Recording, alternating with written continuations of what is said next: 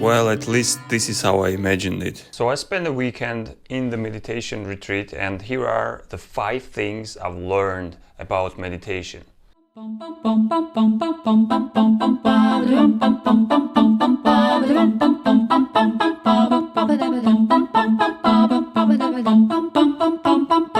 Okay, today is the 2nd of March. As I have announced in this trailer, I plan to go to the meditation retreat until the 5th of March. So that's 3 days, and so excited. Okay, keep you posted. Now I have to pack. But first,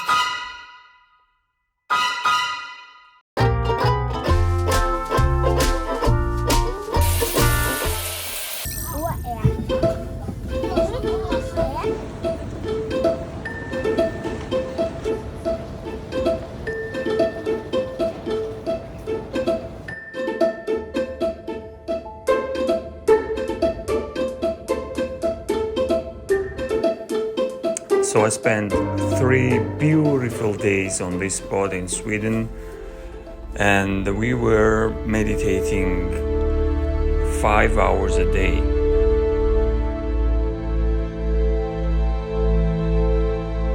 Here is what I have learned about the meditation.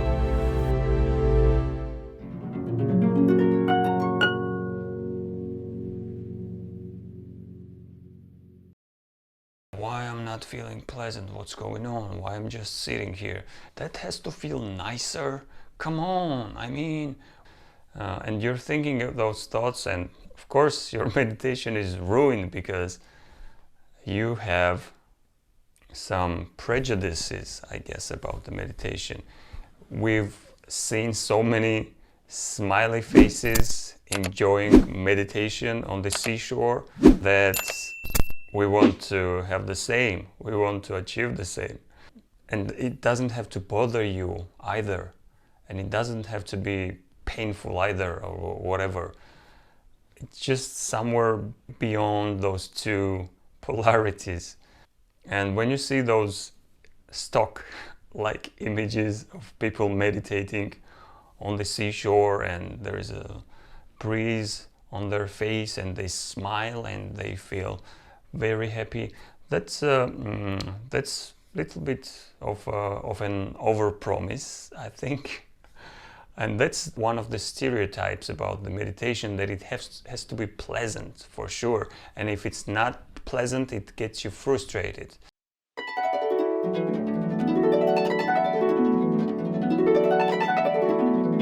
So first of all, if you don't want to get frustrated, don't have high expectations, especially in this short period of time, right?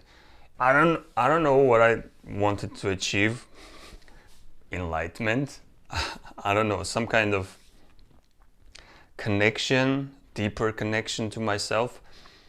But when it slipped out of my hand, and it's a big chance, I mean, no guarantee that it will be successful, right? There is no guarantee that you will be totally in charge and in control of what you think. So that's when the frustration kicks in, right?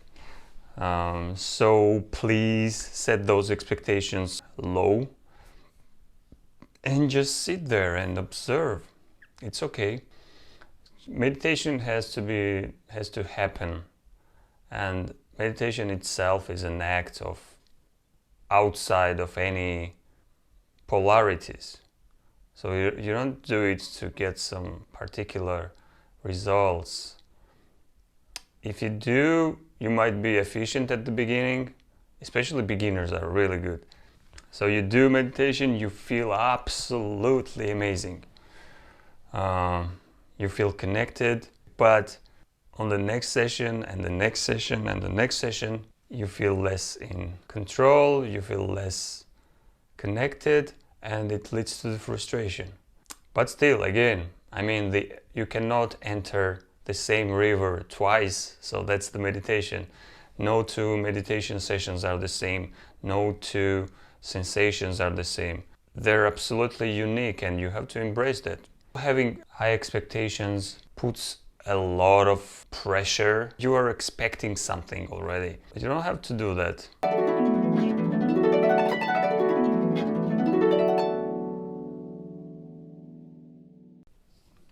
Yeah, another tip I've learned about the meditation is maybe a little bit personal, but it worked for me.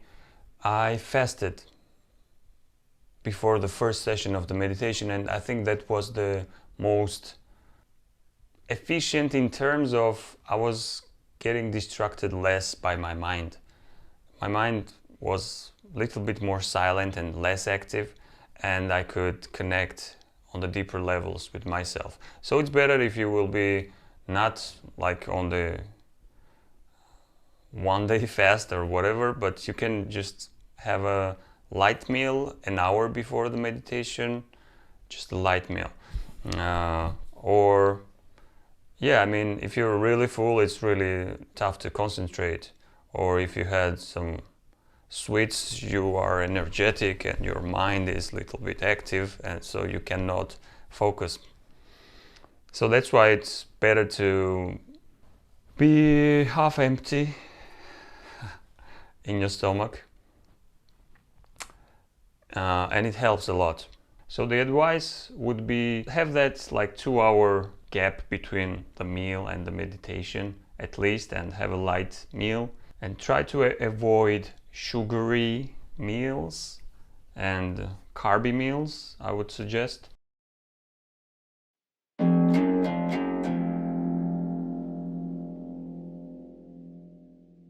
The next one might be a little bit contradicting the first one, but I will try to explain it more clearly.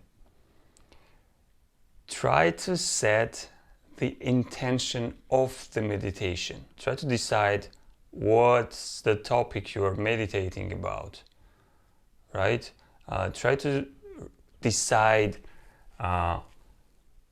what will be the ways you will consume supposedly attained positive energy. How will you use it? How will you benefit? Why are you doing this? Is it just egoistic reasoning behind it? Or if you would go deeper, it's a little bit altruistic. So you have to decide what's the reason behind your meditation before you start meditating. And the intention has to be more important than those distracting thoughts you will have during the session. At the beginning, all the intentions are egoistic, I think. But it would work more efficiently if we would think about the others too. Think about what is going on around us. And send them the positive thoughts at least. This is the least we can do, right? That's called prayers, basically. You can just think good things about others. Those in need, those in confusion, or whatever the problems they face.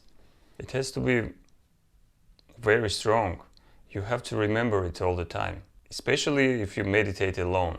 I mean, if your guide will remind you like about your intentions. Let's say in our case it was to share this positive energy or whatever you call it, accumulated throughout this meditation to the world around us, to the people who are in need of this positiveness, this awareness. So when you think good thoughts, they manifest in real life.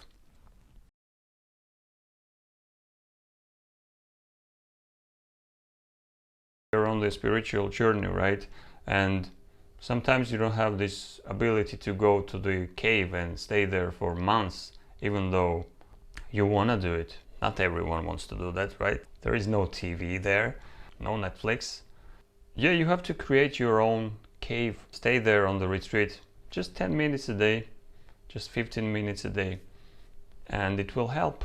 So create this notion of the cave. What it means is you have to not only create the habit, but also everything connected around it. Create this meditation dimension in your life. Create this cave. Buy the meditation cushion. Find the corner of the room which fits perfectly to the meditation. I personally try to do it 10 minutes in the morning and 10 minutes before the bed. That's not a big thing, right? Especially if you don't have children.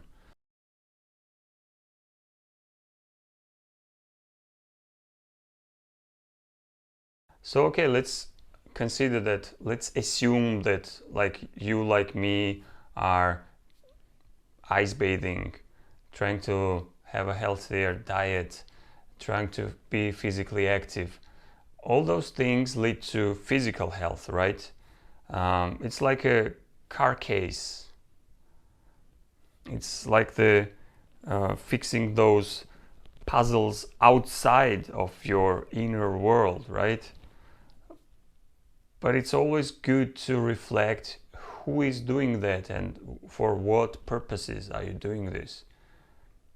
Because even though you're healthy, even though you're fit, the anxiety will still sneak in, and it will remind you that there are some higher goals to achieve. And that was one of the reasons I attended this retreat, which was a Buddhist retreat in Sweden for a weekend. It was pretty strict with the filming. I mean, I can totally understand. I want to distract people, so I was just filming myself, I guess, and filming surroundings of the retreat itself, which was beautiful. So it can be like two ways. It can be from, so the physical might lead to the spiritual doors, and it can be vice versa. Like you can, some spiritual insights can lead to the physical health and well-being.